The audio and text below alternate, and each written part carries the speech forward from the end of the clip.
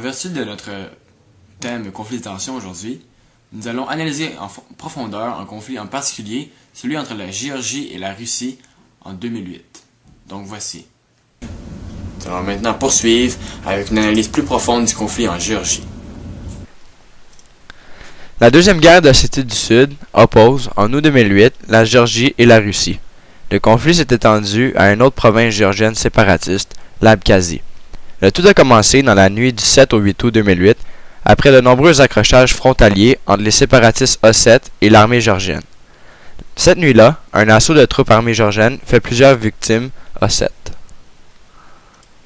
Le 26 août, la Fédération russe reconnaît officiellement l'indépendance de l'Ossétie du Sud et l'Abkhazie se dit prête à assurer la sécurité de ces deux États, ce qui met fin au conflit. Depuis l'arrivée d'un pouvoir américain en Géorgie, l'Ossétie du Sud est devenue un enjeu politique très important. Les indépendantistes d'Ossétie du Sud, majoritaires dans cette région de la Géorgie, souhaitent une indépendance depuis leur premier référendum en 1992. De son côté, la Fédération de Russie, qui envoie de plus en plus de troupes en Géorgie, joue le rôle de médiateur en vertu d'un accord international entre le gouvernement géorgien et les troupes séparatistes d'Ossétie du Sud. Cette présence étrangère dérange grandement les troupes d'Ossétie du Sud car les Russes ne font que nuire à la situation, eux qui multiplient plusieurs tueries inutiles autant chez les indépendantistes que les troupes du gouvernement géorgien. Ceci peut expliquer les frictions grandissantes entre le gouvernement russe et les Géorgiens.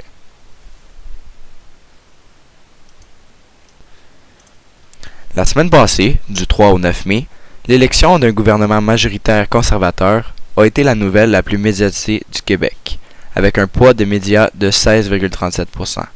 Loin derrière, suit la mort d'Oussama Ben Laden avec 5,31%.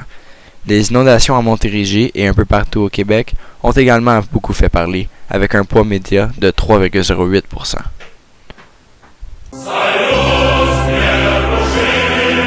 L'armée de Kadhafi, affaiblie par les bombardements de l'OTAN, ne parvenant pas à reconquérir la Cyrénaïque, tandis que les rebelles, moins organisés, ne peuvent pas en profiter pour lancer une offensive vers Sirte.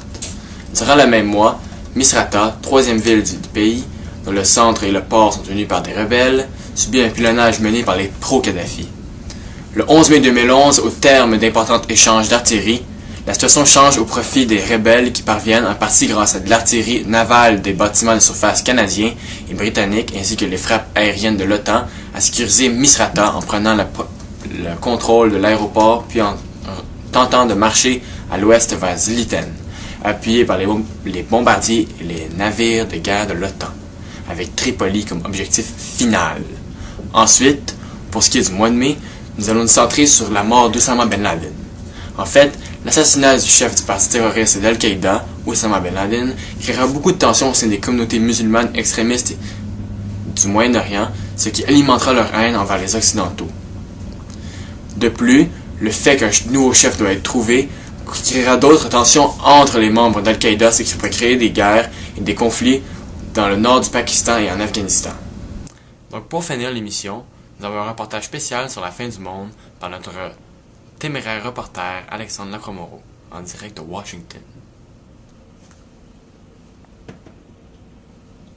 Oui, merci M. Genin-Brien. Aujourd'hui, en ce 21 mai 2011, nous attendons impatiemment la fin du monde en direct de Washington, à côté de la Maison-Blanche, on peut voir ici. Un prédicateur américain du nom de Harold Camping avait prédit la fin du monde aujourd'hui à 6 heures. Il est présentement à 17h59. Cette fin du monde serait causée par le retour de Jésus sur terre pour venir chercher tous les chrétiens et les amener au paradis. Donc nous attendons impatiemment 18 heures.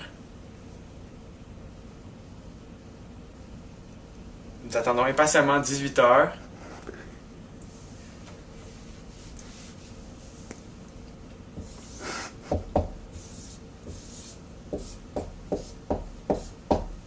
On vient de m'annoncer qu'il est présentement 18 heures. Donc, je peux vous constater que la fin du monde n'a pas eu lieu, heureusement. Et